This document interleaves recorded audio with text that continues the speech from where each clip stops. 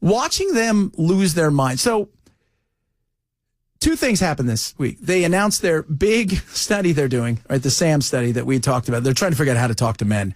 They don't know how to talk to men. It's how hard is it to talk to? Young men are easy to talk to. Men are easy to talk to. We're an easy group of people to talk to. It's not hard. It isn't. But the way you've done it has failed. You couple their big $20 million, we're doing a big study on how to talk to men. Who came up with that? I mean, I joked about it earlier, but yeah, Bell and I could have done it for $5,000, right? Each. It's a little on the low side, maybe $7,500. Maybe $7,500. Okay, 75. And some burgers. We want some burgers, right? Because it's National Burger Day. Yeah. So it's been $20 million. Figure out why this demographic shifted to the right. Why aren't we reaching these people? It's simple. You're completely out of touch. You have told young men in particular, and I'm talking about, I'd like to still think of myself as a young man, but I know, we're not. Not an old guy, but another young guy. You've told the 30-somethings any masculinity is toxic. It's a girl boss world. That woman over there with the penis is a woman. You have told them that anything that they like is offensive and bad. You've allowed advocates to run your party, to victimize everybody, and to essentially hang out a "you're not welcome here" sign unless you are an ally to everything. And that's what happened. It's not hard. It isn't. Rahm Emanuel said, we spent more time focusing on the bathroom, the smallest room in the house, joking about the fact that the bathroom issues, who can go here, who can't, who can shower, who can't, than we did the classroom when you've got the lowest reading scores and math scores in over 3.5 decades. They spend more time with people going, okay, I'm such and such, and I'm she, her, and this is they, them, and this is the... You spend more times with pronouns and stuff like that than you did focusing on, okay, men can vote too. What do they want? Well, men in the last 40 years have seen more single households where they've been raised by a woman. They feel like they don't have a role model, so they turn to who? The Andrew Tates of the world. Why? Because they're masculine, right? Even though everything I find deplorable about the whole thing, but they're looking for something. And you know what you're not offering them? Anything close to that.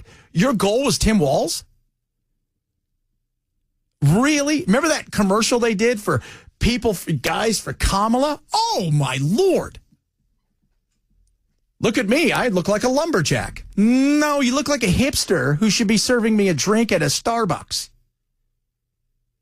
That was embarrassing. It is not hard to talk to men. It was embarrassing to watch, and they didn't have the good sense to be embarrassed by it. No, that's the other thing. They can't, no common sense. They can't read a room. Like, they keep going back to that joke over and over again, and nobody's laughing. And they think, I'm hitting it out of the park. No, you weren't. So, CNN last night had on several people talking about their $20 million gamble. It is hilarious because they think it's syntax. That's what it is. We're just, the words. We're not getting the words right. Democrats don't need syntax. They need a spine, okay? And consistently the polls show that people don't know what Democrats stand for and that they want us to fight back. And I think part of that is taking opinions that may not be popular with the entire party. But look, these elected officials, especially in D.C., are so reliant on research firms and all this stuff that's so disconnected from people. It's kind of a racket, to be honest. It's ridiculous. They should be in the communities, talking in the grocery stores, at the train stations. They shouldn't be doing town halls where everyone comes to them. They should be going to the Little League game openings. They should be hearing what people have to say. And if it's not in line with the party line of Democrats, that's okay. People want authenticity. We have to meet voters where they are, and that is exactly what Joe Rogan is. Mark. And well, that's exactly what Joe Rogan did. And they keep walking, we need a Joe Rogan. You had a Joe Rogan. You had several of the big podcasters that leaned left, even though they didn't talk all about politics, talked about UFOs and all kinds of wacky stuff. But You had several of them, and they were supporters of Bernie. And what happened? You guys blew it. You blew it. You blew it in a major way. And it's not hard to figure out. Peter just said, Chad, don't tell them how to fix it. It doesn't matter. I could give them a roadmap, and they'll still drive off a cliff. Yeah, that's what I was going to say. It's like you cannot get them to understand the disconnect. It's almost like when admitting disconnect is to admit defeat and failure. Yeah. When sometimes you have to admit to yourself, I have failed, so you can figure out how to succeed. The Elon Musk shot up his Starlink, or the latest Starlink, the SpaceX whatever 9. It crashed. Well, everybody's like, oh, God, look at it crash. He failed. You know what he said? Good. Okay, we went farther than we did last time. We know what we're doing. These are reusable. We're figuring out how to get there. Fail fast and get to the place you need to get to. This is an academic way to look at things. It's the beauty of Trump. The gut instincts of Trump is, I get it, right? I read people. I'm a salesman. I'm a natural born salesman. I'm an entertainer. I get people. I can read what's going on. This is an academic way of, I'm going to take this information and I'm going to look at it. And then what do? It's paralysis by analysis. And as we were talking about earlier, Bill, here's the other thing. Again, I'll give you a roadmap all day. You don't have anybody who can pull it off. That's the other part of it. You don't have. No one's behind the wheel of the car. Yeah. Great. We found out the race car we need. Now who wants to drive? I don't know. There you go. There you go. How do you talk to men? They're not from a different planet. Well, according to that one guy, they are. Mars and Venus, but they're not. It's not hard. But you demonize them. You crush their souls. You make it now, and by the way, you've upheld this belief of this uber feminism world where to get ahead, women have to crush men. That was never what feminism was originally about. It was about bringing up, but instead, somewhere along the line, it was about chopping down so they could move up. Now you not only have a situation where you as a party don't reach, your party's going way to the left and feminine, and the men are going to the right. And the women want no part of the right, and the right would love to have the women come over. You've made it so bad because you've made everything about gender and race and victimization. Oh, who's in here in the victim Olympics? You've turned it into a giant joke. And along the way, you've neutered every male you possibly can come across. And the ones that didn't want to get neutered, they decided, well, I'm going to leave your cult. And now what do you have? You have a bunch of betas, right, doing commercials like, I'm a man for Kamala. It's not working. It's not. And it wasn't going to work. It was always going to fail.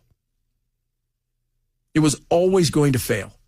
And you spent $20 million. And what do you come out with? Well, syntax. No, spine. He's right. You guys are a jellyfish, and not a box jellyfish, just a crappy old regular jellyfish. You're not a man of war. You're none of those things. You're just one of those crappy jellyfish that when you see when you're a kid, you're like, get away from me. That's what you are. We talked about it yesterday. What did they say the Democrats are?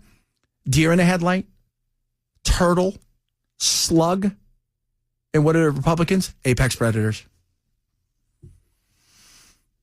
Apex predators. Why does it feel like they're using apex predators as an insult, but unfortunately comparing the Republicans' effectiveness to the Democrats? And did the Democrats even do a good job with that? Where they could have said, see, they're predators. They're preying on you. Right. No, they failed. Yeah. They failed because it's you can give them the roadmap. You can give them everything. It's like when I was a kid growing up, Lionel Messi, not Leo Messi, but Wayne Gretzky was the greatest hockey player in the world. You could tell everybody, all right, here's what you're going to do. He's going to do this, this, and this, and he's going to score. Make sure the other guys don't score 20 goals, and we should be fine. Michael Jordan, let him score 30, stop the other guys. You could come up with all kinds of plans, but doesn't mean you're going to pull it off. And the Democrats spent $20 million, and what are they going to get out of it? They're slugs. They're turtles. They're deer in headlights, and they're going up against prey. And they're coming, the apex predator.